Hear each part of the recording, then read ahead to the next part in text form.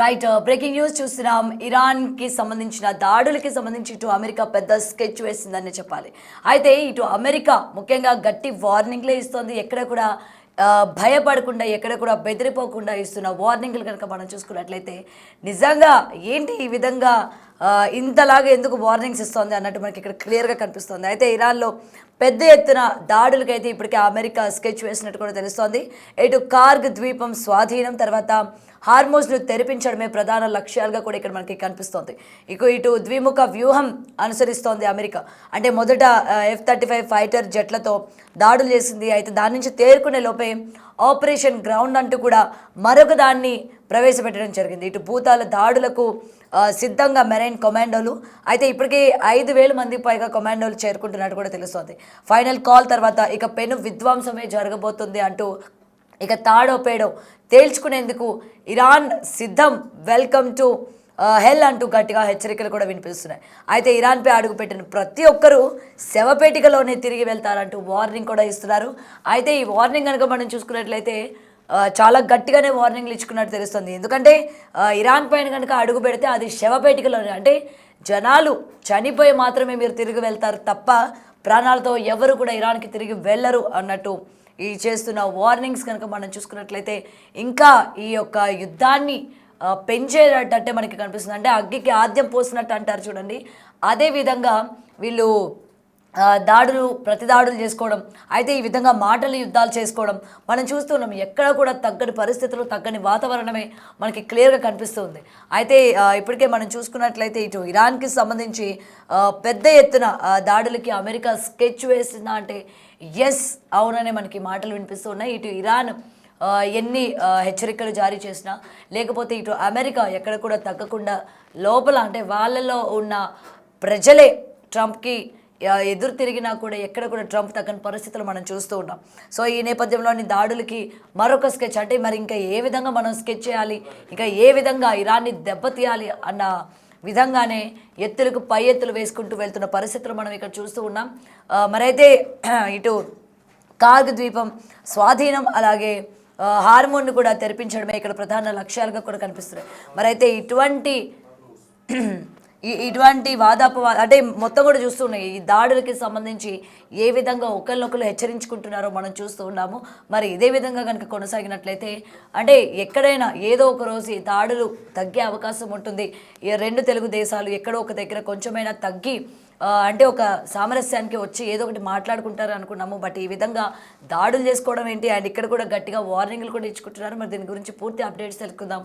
మా ప్రతినిధి శివ ఫోన్ ఇన్లో ఉన్నారు. రైట్ శివ, ప్రజెంట్ దాడులకి ఇప్పుడు ఇరాన్ పైన దాడులు చేయడానికి పెద్ద ఎత్తు ఇక్కడ మనకి అమెరికా పెద్ద స్కెచ్ వేసిందని తెలుస్తోంది. మరి అయితే ఇచ్చే వార్నింగ్లు కూడా ఇరాన్లో అడుగు పెట్టాలంటే అది బ్రతికుండగా కాదు, శవపేటికలోనే అడుగు పెట్టాల్సిన పరిస్థితులు వస్తాయని చెప్పి కూడా ఈ అమెరికా ఇస్తున్న వార్నింగ్ని మనం ఏ విధంగా తీసుకొచ్చారు, ఇంకా రానున్న రోజుల్లోని యుద్ధం ఏ విధంగా బలపడే అవకాశాలు ఉన్నాయంటే ఏమంటారు?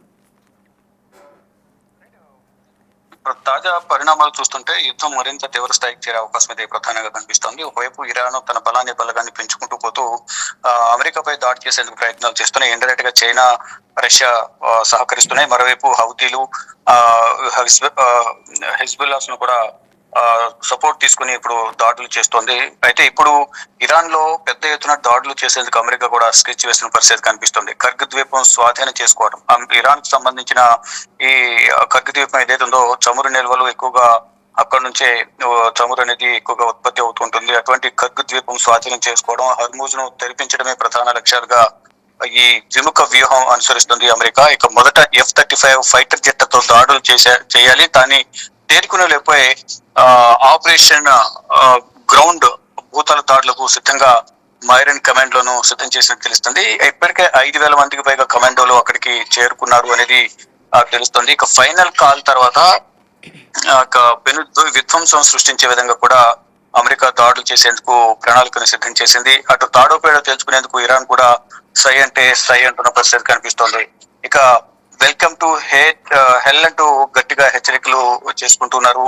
ఇరాన్ పై అడుగు పెట్టిన ప్రతి ఒక్కరూ శవపేటకులోనే తిరిగి వెళ్తారంటూ కూడా ఇరాన్ వార్నింగ్ ఇస్తున్న పరిస్థితి కనిపిస్తూ ఉంది. అయితే ప్రతి ఒక్కరు కూడా ఎవరికి వారే ప్రతి సవాళ్లు విసుకుంటున్నారు. దాడులు ప్రతి దాడులు అయితే కొనసాగుతున్నాయి. గత నెల రోజులుగా ఈ యుద్ధం అనేది కొనసాగుతుంది. కానీ ఇప్పుడు ఇంకా మరికొన్ని రోజుల పాటు యుద్ధం కొనసాగే అవకాశం కనిపిస్తుంది. ఈలోపు ఎవరు గెలుస్తారు, ఎవరు ఓడిపోతారు, ఎవరు కాళ్ళబేరానికి వస్తారనేది కూడా చూడాల్సి ఉంది. కానీ ఎవరికి వారే ప్రగల్భాలు పలుకుతున్నారు.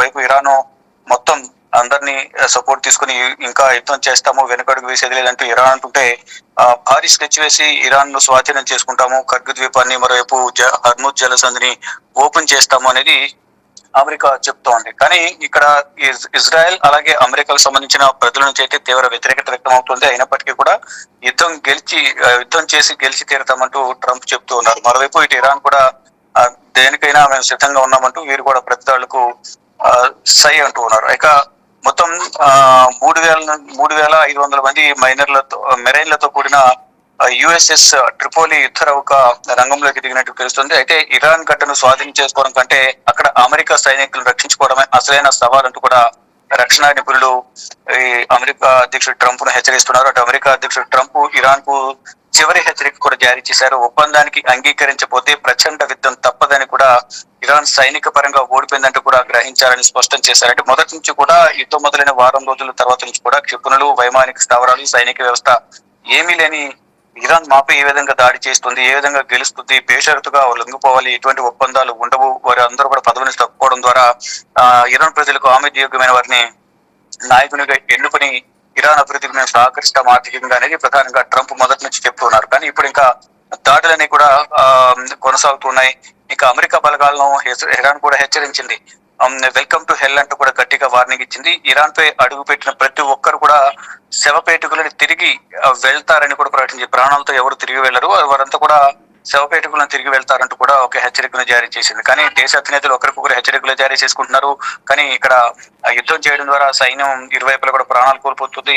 ఈ సాధారణ సివిలియన్స్ కూడా ప్రాణాలు కోల్పోతున్నారు. మరి గతంలో కూడా యుద్ధం జరుగుతున్న సందర్భంలో అమెరికా అధ్యక్షుడు ట్రంప్ కు కొంతమంది అమెరికా సైన్యం కూడా యుద్ధంలో మేము ప్రాణాలు కోల్పోవాల్సి వస్తుంది, మీ ఆధిపత్య పోరు వల్ల మా కుటుంబాలకు మేము దూరం అవుతున్నాము, మేము యుద్ధానికి వెళ్ళము, మమ్మల్ని పంపించవద్దు అంటూ కూడా సోషల్ మీడియా వేదిక కూడా వీడియోలు కూడా రిలీజ్ చేశారు. అదంతా కూడా వైరల్ అవుతుంది.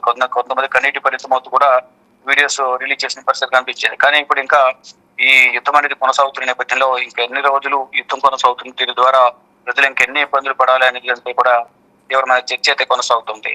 Gautami. Right, thank you Shiva. Right, అయితే ఇటు